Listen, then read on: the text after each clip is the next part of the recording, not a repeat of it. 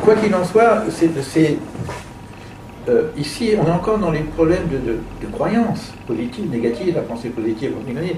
Quelqu'un qui parle de ces gens qui regardaient à travers leur barreau les étoiles et qui disaient que le monde est beau. Attends, ils sont en pleine Shoah, mais les étoiles elles sont toujours là. Et la magnificence de ce monde-là, il y en a une qui avait un arbre qui était juste à côté, et il regardait toujours cette femme qui était en train...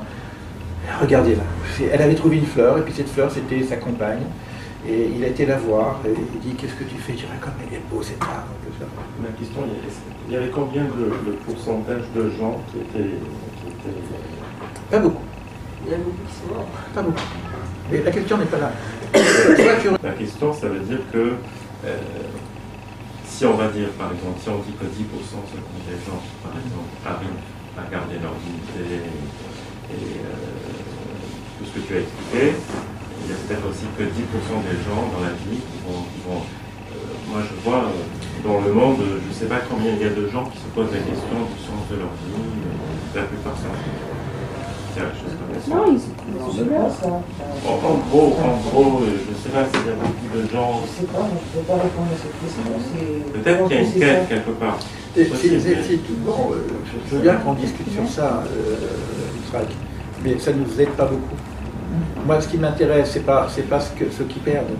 Ce qui m'intéresse, c'est ceux qui gagnent, ceux qui réussissent. Donc, reprends ce que j'ai dit de la PNL. Écoute, Israël. Accepte, c'est l'idée que les gens de la PNL n'ont pas été voir ceux qui sont malades, ont été voir ceux qui réussissent dans la vie. Il y en a combien qui réussissent? Il y en a 2% qui réussissent. 2%, 1%, 1 pour 1000. Et lui, comment il fait pour réussir? Alors qu'est-ce que je fais? Je vais mettre en procédure, je vais l'interroger, je vais essayer de voir comment il réussit. Et je vais vous proposer à tout ce monde qui n'arrive pas à avancer la même procédure. Ce qui fait que je passe de 1% à 10%.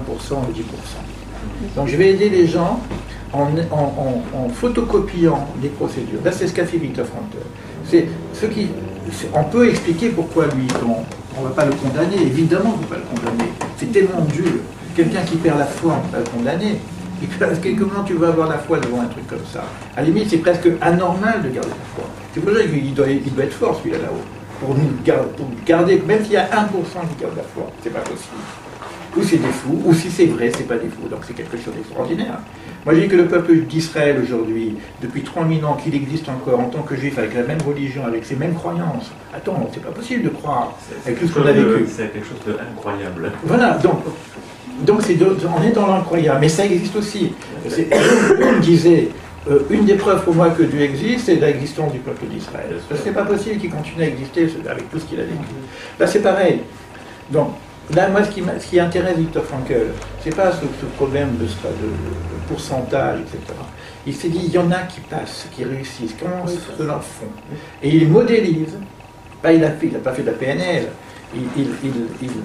Il met pas en équation, je sais vraiment, il regarde, il comprend, et il atteint une connaissance de l'être humain qui est totalement différent de tout ce qu'il a appris jusqu'à présent. Il est médecin, et il discute avec des médecins, parce qu'il ne parle pas seul, il parle de ces réunions de médecins qu'il y avait, et les médecins disent, attends, comment ça marche? C'est pourquoi tout ce qu'on a appris, ça, il continue à marcher, comment il a fait pour se relever?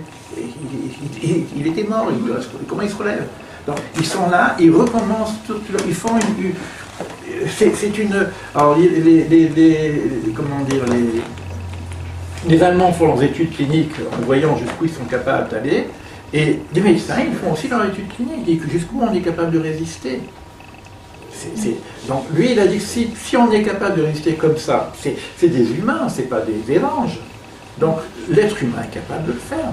Alors comment je peux maintenant aider l'autre qui n'a pas cette force pour pouvoir y arriver? Alors cette force, elle est où? Donc il a posé cette force dans cette inconscience spirituelle. Les ressources de l'inconscient spirituel. Il dit maintenant, si je peux aider quelqu'un à aller trouver ces ressources de l'inconscient spirituel, c'est beaucoup plus fort que le courage. Ça n'a rien à voir avec le courage. C'est quelque chose de l'ordre de la transcendance. Quand lui il dit, il voit son malade qui va mourir, il dit, tu ne peux pas me laisser seul. Et je dis, non, tu peux mourir, laisse-moi sauver ma vie. Et j'ai perdu, il a tout perdu. Il n'a plus personne à attendre. Ses parents sont morts, sa femme est morte, c'est fini, il est seul. Il n'y a que sa sœur, je crois, qui a survécu dans ce truc-là. Donc il a sauvé sa vie. Et le gars, il dit, attends, d'où ça vient? C'est pas du courage. Parce que C'est de la noblesse. Comment? La noblesse. C'est de la noblesse. Donc on est dans quelque chose de... Voilà. Moi je dis dignité parce que c'est quelque chose de divin. C'est une impulsion, c'est quelque chose qui n'est pas de l'ordre c'est au-delà de l'humain, quoi, quelque part. Ah, ça c'est sûr. Tu vois? Donc, voilà, donc c'est Viktor Frankl, il n'est pas là, c'est pas un rabbin, c'est pas un... et il a ce côté, bon, c'est ce côté de participation, donc il est resté, et il a accompagné ce gars à la mort. Bon, il a pas, heureusement qu'il n'est pas mort, parce que ça aurait été dommage pour nous tous, parce qu'il a apporté quelque chose, il a apporté une œuvre, bien sûr. Il a apporté des phrases que j'aime bien, dans des situations extrêmes, il dit: nous devions changer notre attitude à l'égard de la vie. On est dans une situation dans la vie. Je ne peux plus voir, quand tout va bien, donc j'ai l'idée de la vie, mais dans les moments extrêmes, l'idée de la vie doit changer. Quelle que soit la situation extrême. Les gens qui ont une grande maladie, les gens qui ont perdu des proches, les gens qui sont... Voilà, donc il y a des éléments, une mère qui perd son enfant, bah, c'est terrible. Comment la vision de la vie est... Alors, qu'est-ce qu'il dit? Il fallait que nous montrions à ceux qui étaient en proie au désespoir que l'important n'était pas ce que nous attendions de la vie, mais ce que nous apportions à la vie. Au lieu de se demander si la vie avait un sens, il fallait s'imaginer que c'était à nous de donner un sens à la vie, à chaque jour et à chaque heure. C'est une phrase de Viktor Frankl, on peut travailler là-dessus. Alors là, je l'avais dit hier aussi, c'est que la cause principale du décès n'était pas la faim, la maladie ou le froid. La cause principale du décès, c'était la perte d'espoir. Je vais rester sur ça au niveau de logothérapie. Je vous annonce aussi qu'on a un autre homme,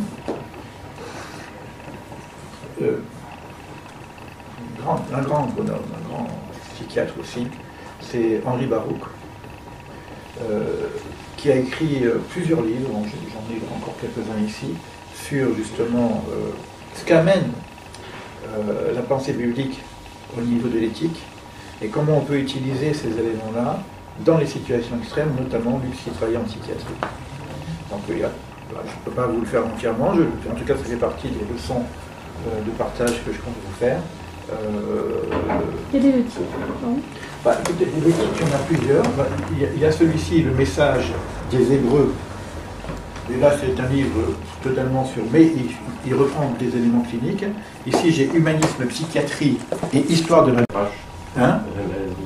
Après, il y a tous les... etc. Mais moi, je cherche pour l'instant des choses qui sont plutôt universelles que singulières, parce que bon, des choses qui vont nous parler à nous, parce qu'il faut vraiment connaître l'hébreu, etc. Il faut les traduire, il faut les voir. Bon, les midrash sont très universels, puisque de toute façon, ça a été aussi repris par les évangiles. Les évangiles, c'est des midrash. Tous les évangiles, pratiquement, sont des midrash. C'est beaucoup plus parlant. Et des hommes comme Phion d'Alexandrie, lui, je ne sais pas s'il est dans les midrash, je ne pense pas, mais il est dans l'allégorie pure. Il y a 4 niveaux d'interprétation de la Torah. Il y a le niveau pshat, c'est-à-dire le niveau littéral, c'est ce que dit l'histoire des Hébreux. Donc on peut apprendre de l'historiosophie, c'est-à-dire qu'on peut avoir une philosophie de l'histoire elle-même, parce qu'il y a un sens direct dans la première lecture littérale, mais souvent le sens est difficile. Après, tu as ce qu'on appelle l'allégorie, donc on appelle ça le Genèse, et l'allégorie, c'est que quand tu lis des histoires comme le rapport de Ève avec le serpent, qui lui parle, est-ce que c'est un serpent qui parle ou qu'est-ce que ça veut dire derrière? Donc on va avoir un signifiant derrière. C'est comme on va analyser des rêves, etc. Dans la mer qui s'ouvre, on peut dire que c'est une histoire vraie, mais on peut dire aussi qu'est-ce que ça veut dire. Donc là, c'est l'analyse d'aller au fond de la mer, etc.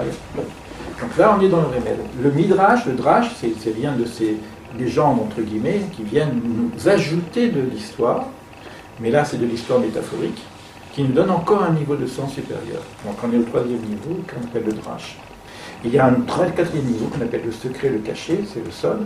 C'est donc le niveau de la Kabbale. Et Phion d'Alexandrie a travaillé beaucoup sur le remèze, c'est-à-dire le signifiant de biblique, et il en a tiré une thérapeutique. Puisqu'ils appellent, ils ont créé la Société des thérapeutes, et ils ont vu qu'il y a des valeurs universelles qui sont dans l'enseignement biblique, hébraïque principalement, et il va tirer, donc il a toute son interprétation.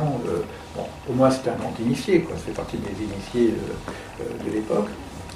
Alors, je m'intéresse à ces choses-là parce que c'est pareil. Henri Baroux, qui est psychiatre, il amène quelque chose. Donc, on est dans un domaine, en tout cas, pour moi, c'est pas simplement, je dis, j'ai la connaissance et je la transmets. Je dis, j'ouvre un champ de recherche et je partage ce champ de recherche. Il y a des choses qui me semblent cohérentes, il y a peut-être des choses qui sont encore un peu floues, je suis encore en train de chercher. Et puis, c'est ce partage qui ferait que ça prendra une consistance. Donc, l'idée du coaching existentiel, c'est pour moi un processus en construction. D'ailleurs, je vous envoie des questionnaires pour mettre en place une formation, hein. Mais la formation des 4 derniers jours de coaching existentiel, je ne l'ai pas encore mise en place. Ce que j'ai mis en place, c'est toute la préparation, mais